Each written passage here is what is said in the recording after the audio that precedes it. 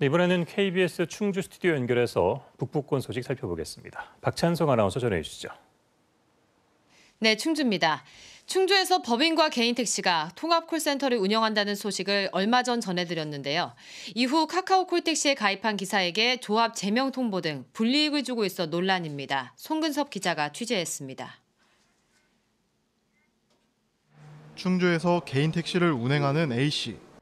최근 개인 택시 조합 충주시 지부에서 제명하겠다는 연락을 받았습니다. 카카오 콜택시에 가입했다는 이유입니다. 좀 황당했죠. 제 입장에서는 제가 뭐 잘못된 일을 하는 것도 아니고. 이런 상황은 법인 택시기사들도 마찬가지입니다. 충주에서는 이달부터 개인과 법인 콜택시를 통합해 운영을 시작했습니다.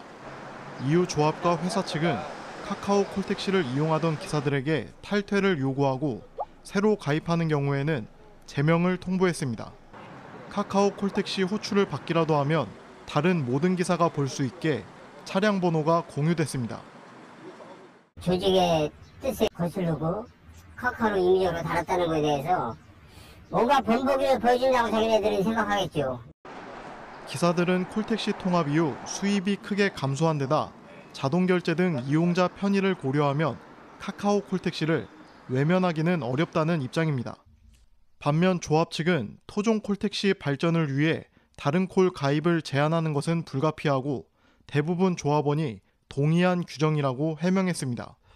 앞서 공정거래위원회는 카카오 콜택시 가입 기사를 제명한 충북 개인택시조합에 시정 명령을 내렸습니다. KBS 뉴스 송근섭입니다. 충청북도와 충주시가 오늘 충주시청 회의실에서 코스모신 소재와 DIG 에어가스, 티젠 등 3개 회사와 3,500억 원 규모의 투자 협약을 했습니다. 이번 협약에 따라 이들 기업은 동충주 산업단지 등에 공장을 신증설하고 노동자 370여 명을 신규 채용할 계획인데요.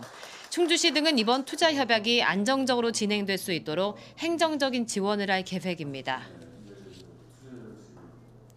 단양군이 지역 의료 서비스 확충을 위해 그제 군청에서 서울 세계로병원과 의료 협약을 했습니다.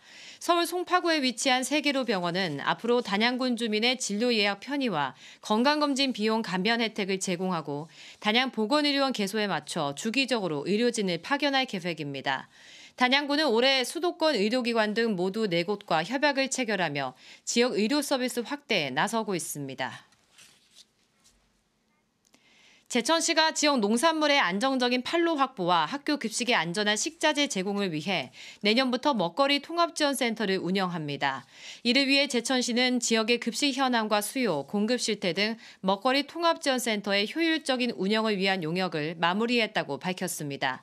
또 연말까지 52억 원을 들여 신월동의 980여 제곱미터 규모로 먹거리 통합지원센터를 준공하고 내년 3월 시범 운영에 들어갈 예정입니다.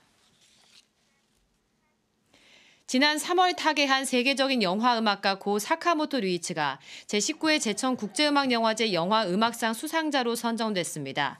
제천국제음악영화제 사무국은 음악뿐만 아니라 환경과 평화운동 등 사회 문제에도 적극적이었던 사카모토 류이치의 업적을 기념하기 위해 수상자로 선정했다고 밝혔습니다. 한편 제천국제음악영화제 개최 기간인 다음 달 12일 제천실내체육관에선 사카모토 류이치 헌정 공연이 개최될 예정입니다. 지금까지 충주에서 전해드렸습니다.